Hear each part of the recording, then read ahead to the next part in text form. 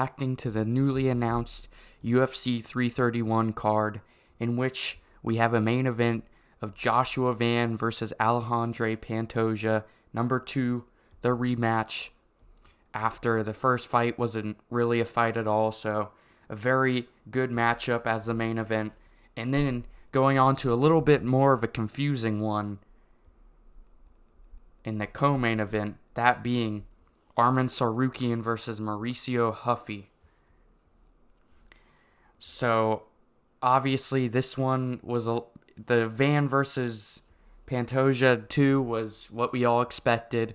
We all knew that was going to happen. And people had been saying for a while it was going to happen on UFC 331, so that was expected. But also another matchup that people had been constantly saying was going to happen on UFC 331 was Arman Tsarukyan versus Charles Oliveira, number 2 for the BMF title. That was, we pretty much knew that's what UFC 331 was going to be. So seeing this really just threw a curveball for me, because it seems out of nowhere, like Arman not fighting another top 3 contender, fighting number 7 Hoofy, coming off a win against 40-year-old washed Michael Chandler. It was just kind of a weird one. But also, I'll get into that sort of thing later, but the whole card was announced. We have Joshua Van versus Alejandro Pantoja as the main event, which is good. The flyweights are getting their showing in this fight, because obviously Joshua Van and Tatsuro Taira put on a banger in their last fight. The main event, Arman Tsarukyan versus Mauricio Huffy, weird one. Featured fight, Patricio Pitbull versus Doohoo Choi. This should be a fun one. Renato Moicano versus Brian Ortega. Alonzo Minifield versus Iwo Baranowski. That's going to be a banger. First round finish no matter who. Gable Stevenson versus Sean Sharaf. So clearly they are slow tracking Gable Stevenson. They're not giving him a big push. A lot of people thought he would be getting a ranked fighter already. Sean Sharaf is like 4-2, I believe, and he's a Steven Asplund victim, so they're giving him an easy fight. Another pretty good fight, Marlon Vera versus Charles Jourdain. And then the UFC just scheduled a murder of Tai Tuivasa. Now he's going to be on an 8-fight losing streak versus Rebelis de Spain. They just signed him back from MVP. Edmund Shabazian versus Bruno Ferreira. That's a good fight. Giga Chikadze versus Joe Anderson Brita. That's a good fight.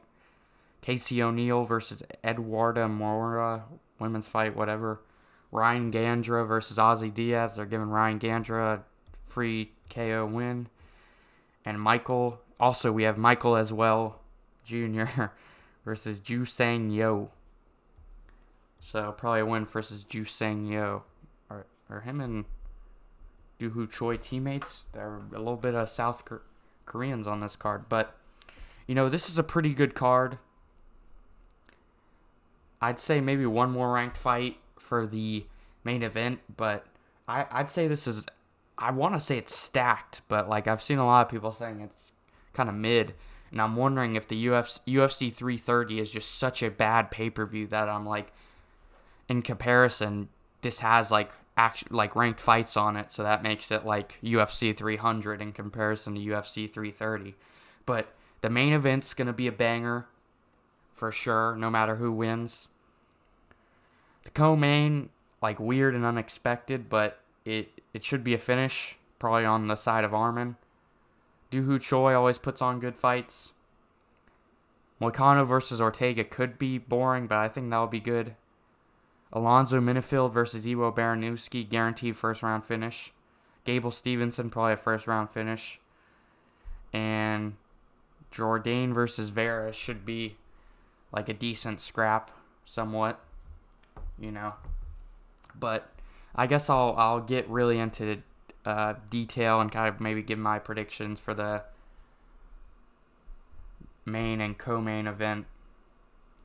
So, Joshua Van versus Alejandro Pantoja. obviously we knew this fight was going to happen right after the first one because Alejandro Pantoja would have deserved an immediate rematch no matter what because he had 4 title defenses. But especially with the way the fight ended and just a random injury within like a minute into the fight.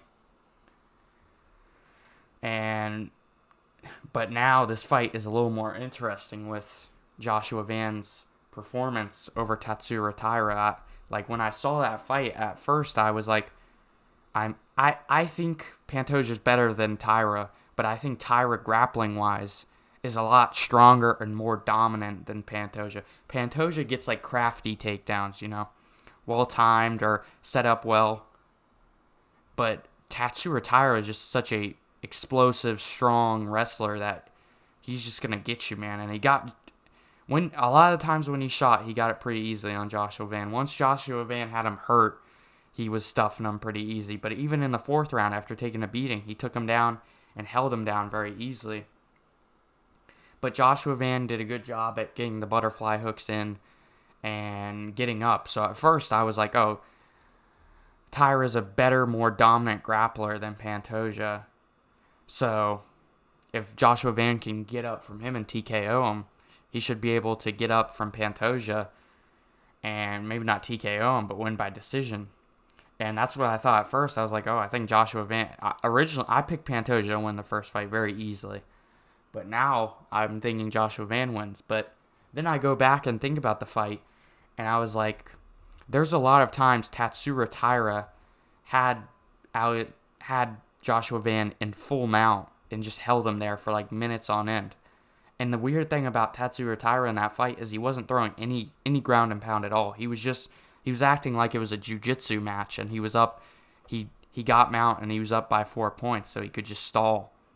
But like in those positions, you need to be landing ground and pound. If he had sat there with the full mount he had for like a minute, 2 minutes straight at many points in the fight, he sat there just laying 12-6 elbows, pounding Joshua Van's face with elbows.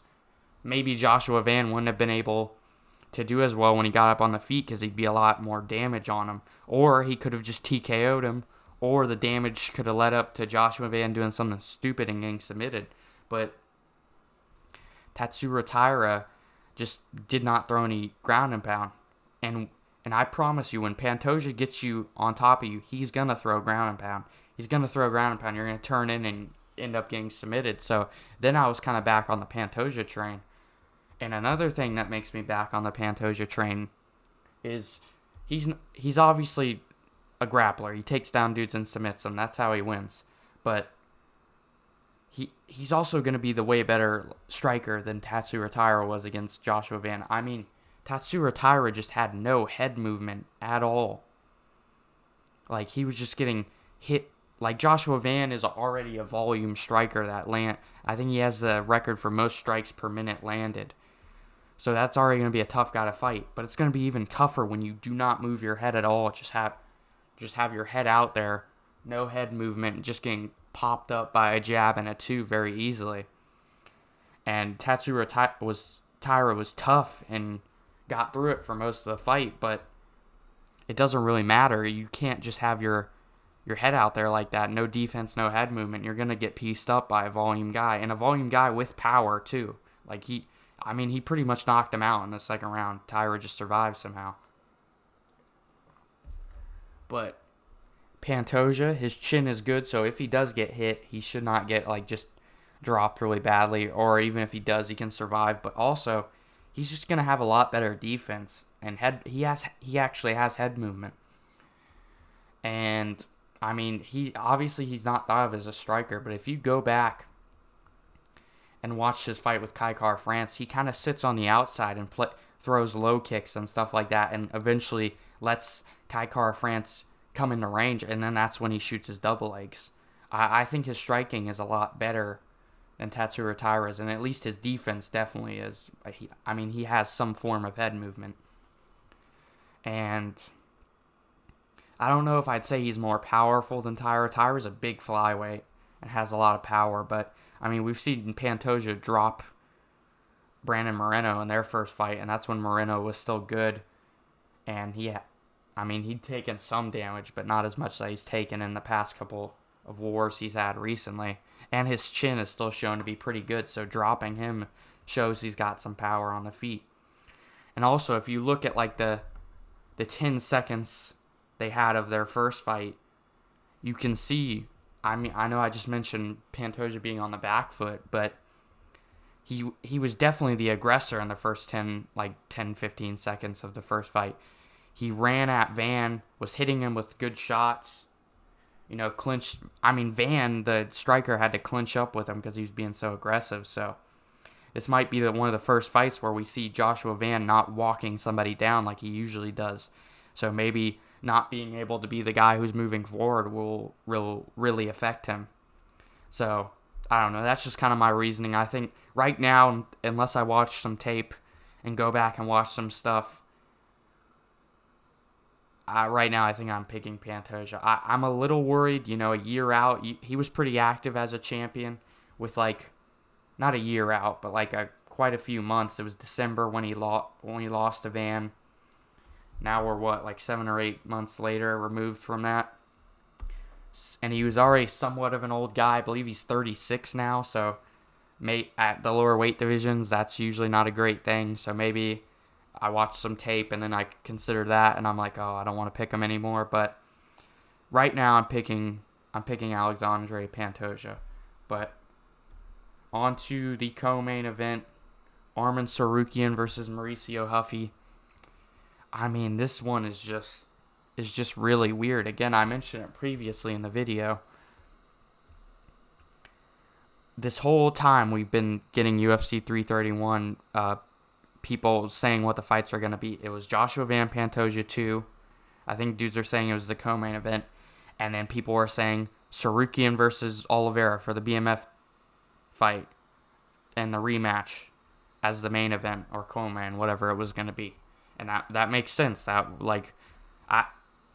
a guy that after Arman pulled out of 311, I know Dana said, oh, he has to win a fight, but I was like, he deserves it. Just rebook it. I know he pulled out for kind of a dumb reason. He was gooning the Nina drama, and then he pulled out. That was his reason for pulling out. So the UFC was kind of mad with him, but he was clear.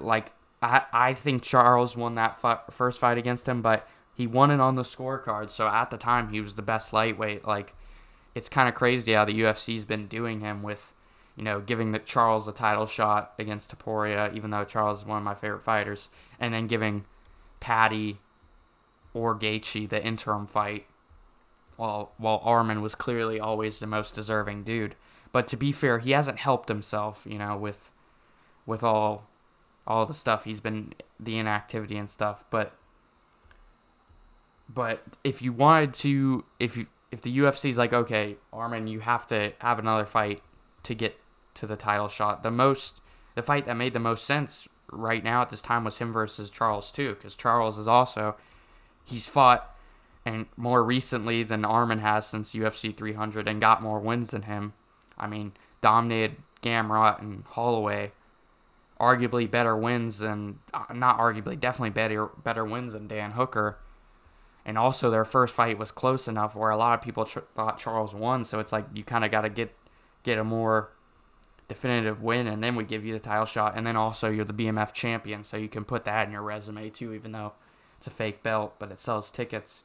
So, with that idea, and then everybody announcing every day, oh, Charles versus Arman 2 for the BMF, UFC 331. When I saw this announced last night, I was really just like, what the hell, man? Because at first I saw Joshua Van versus Pantoja announced. I was out at dinner with my family, and I just assumed, okay, so that and Charles versus Arman. I was kind of surprised they gave Van Pantoja the main event over a lightweight, even though BMF's fake, because the lightweights are big money stars. But I was like, okay, whatever. And then for some reason, when I got back home, I just decided to look on Instagram, and just, I don't know, maybe I was interested in seeing what the post for Arman versus Charles 2 looked like, and I see Huffy, and I'm like, what? Why is it not Charles? That's so weird. And my first reactions were, oh my god, the UFC really hates Arman. They're going to give him this fight hoping Rufy knocks him out. And then if Arman still wins, they're going to be like, oh, as a number 7 guy, you beat a top 5 guy, then you get a title shot. And then my other first thought was, well, this confirms Charles Oliveira is just getting the title shot versus Justin Gaethje. They're just going to screw everybody else, screw Arman, we like Charles more than you. But then I was kind of looking through the comments of the post this was announced on the UFC Instagram, seeing like what everybody else thought about it. And then somebody brought up a good point I didn't even think about, that Charles probably was going to fight in this fight, but as a lot of you probably know already, one of Charles' teammates and close friends, Al Nascimento, sadly passed away, a couple days ago. Rest in peace to him. But that, I don't want to speculate or get into any of Charles Oliveira's business, but I imagine that probably affected this fight for him, because a lot of dudes that are trusted in the MMA community for saying what fights are going to be made before the UFC officially announces them have been announcing Arman versus Charles 2 for a while. I'm pretty sure Big Marcel, the most trusted person of those guys, announced it like quite a while before it. It made the most sense and people were announcing it. It seemed like the UFC was definitely going to do it.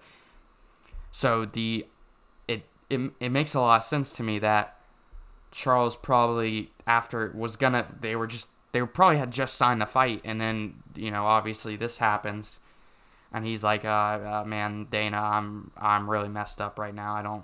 I don't feel like taking a fight on this sort of mental state right now. And then Dana had to scramble to get a fight, and then Mauricio Hufi just won easily against 40-year-old Wash Chandler and was like, yeah, I'll take it because this is a title elimination bout for me. So that's probably what happened, but who knows? Maybe we will get the news that, oh, no, that wasn't it. Charles is just fighting for the title. I've seen people say maybe the UFC, they hate Arman so much they could be a dick to him, and on fight week announce Charles versus Gaethje 2 for the title, which would be kind of funny, but messed up because Arman, I think Charles won, but technically Arman won, so I think you got to give him the fight before Charles. But also, he's been so inactive, I don't know. But I don't know, it makes more sense to me that Charles is just like, I don't want to do this right now after what just happened. But I'm also hoping Charles just gets the title shot. But, who knows. I guess I'll just go ahead and say what I think about this fight and who I think will win. I think we're all kind of picking the same person. I just think Arman's been really inactive, and he's been wrestling a lot. But, it was only two or three fights ago we saw Hufi get taken down by BSD and beaten up and submitted. I'm not going to call that fight a domination. I see a lot of people calling that fight with BSD a domination. It really wasn't. When I first watched it, that's how I thought of it as. But if you go back and rewatch it, Hufi wasn't doing bad in that fight. He was getting up. I think he took the back of BSD or got on top of him at one point and had to make BSD scramble and get back up and eventually take him down again. So it wasn't horrible by Hufi. There was just some really dumb stuff he did where he'd get on top, and instead of having a guy who's not got the guard of Charles Oliveira below you, that you can just sit there and land ground and pound and win the round via his takedown and being the better scrambler and getting on top, he would just let BSD up and then let BSD pressure him and take him down again. It was weird. It's like he respected BSD's guard so much that he acted like he was Charles Oliveira. BSD's a meathead wrestler that doesn't really... I've never seen him get a submission off his back. So I don't know why Hufi did that, but even if he did kind of good in the BSD matchup, better than people remember, Arman Tsarukyan's just a different level of grappler than BSD. BSD shoots weird Five Nights at Freddy's jump scare takedowns where he runs at you really slowly towards your hips, and that's why I thought Patty would choke him out pretty easily. I didn't think it'd be that quick and that impressive, but I did think Patty would get the choke eventually. So if that guy's taking you down, what is Arman gonna do? Arman's has probably some of the most. I'm just gonna go ahead and say the most fast and explosive and athletic takedowns in the UFC. I mean, he's the only guy we've seen be able to shoot a takedown on Charles Oliveira and not just immediately get guillotined. I mean, guys like Islam had to game plan not to shoot doubles and single legs on Charles because they knew they'd get choked out. That's Islam, one of the best grapplers in MMA. Obviously not the best pure wrestler, but Arman is so fast and athletic. Charles wasn't able to get the guillotine off his double leg like he usually would against other people just because Arman was so explosive. He just blasted right through his double leg, and Charles was on the ground before he could even get onto Arman's head. Obviously, there was a lot of submission attempts other than that, but they didn't come off Arman's shots, or at least Charles would have to sprawl and then go for the darts like he did. Or in the beginning of the first round, he kicked his leg out and then got the guillotine while Arman was kind of disoriented and stuff like that. He still had submissions off his back, like triangles and stuff, but not normal guillotines like he would. Like, usually when somebody shoots on Charles, it's a guillotine and fight's over. But Arman is so explosive with his wrestling, Charles wasn't able to do that.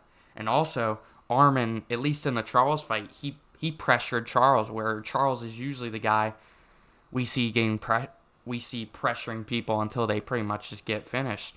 So I think this fight is just going to look like this is going to be Arman and BSD aren't similar, but I'm just saying the pressure and the takedowns, better takedowns. This is just going to be a fight like the Roofies fight with BSD, but more dominant. I think Arman will take him down pretty soon in the first round, and to be honest, Arman's got very nasty ground and pound. We saw that with Joel Alvarez, where he just beat him up completely, sliced him up with elbows. I think this could be a first round TKO win by Arman, or even a first round submission. We've seen Arman's greatly improving his submission ability. We saw him put Dan Hooker into an arm triangle. That's all Arman has been doing is grappling since the Dan Hooker fight. So, his submissions are probably only got better, and we saw BSD get that arm triangle on Hoofy. So, that would be my prediction. Either a first or second round TKO, probably. I think Arman will just be dominant enough to end it with the ground and pound, but maybe he transitions to a submission after he already has Mauricio Rufy pretty beat up. But I think there's like a small chance Mauricio Rufy could get just a random flash knockout. I wouldn't pick it. I wouldn't even say it's a good underdog to bet your money on, because I just don't think Arman's smart enough not to strike with this guy who's like considered orthodox stance like Prime McGregor. I think he's just going to blast a double immediately. But to be fair, we could see Arman striking not look that good in this fight. As I said before, all he's been doing since the Dan Hooker fight is grappling.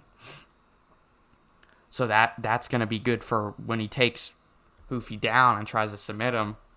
But it might not be very good for his striking. I'm not going to claim that he hasn't done any striking practice in the past 7 or 8 whatever months it's been since the Dan Hooker fight. But, how many RAF matches has he had since then? How many submission grappling matches has he had since then? His focus has been on that and then streaming with Nina Drama. So if there's a time that Hoofy could catch Arman being defensively irresponsible on the feet in the fight, it's going to be this one when he's not really been focused on MMA. He hasn't had a fight. He's been wrestling. He's been grappling. Maybe there's going to be a moment in this fight where he has his chin up in the air and Hoofy just lands a perfect straight right hand on him, something like that. And Hoofy's got crazy kicks where he can land a spinning heel kick. And we've seen Arman rocked by lesser opponents. What was the random Brazilian guy's name he fought on short notice when Renato Moicano pulled out? I can't remember his name, but we all remember when he rocked him with that left hook pretty bad, and that's a random Brazilian dude. That's not the very accurate striker that is Hoofy.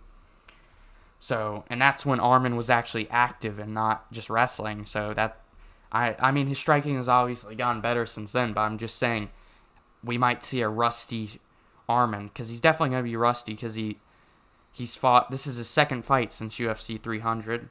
Crazy activity by Arman.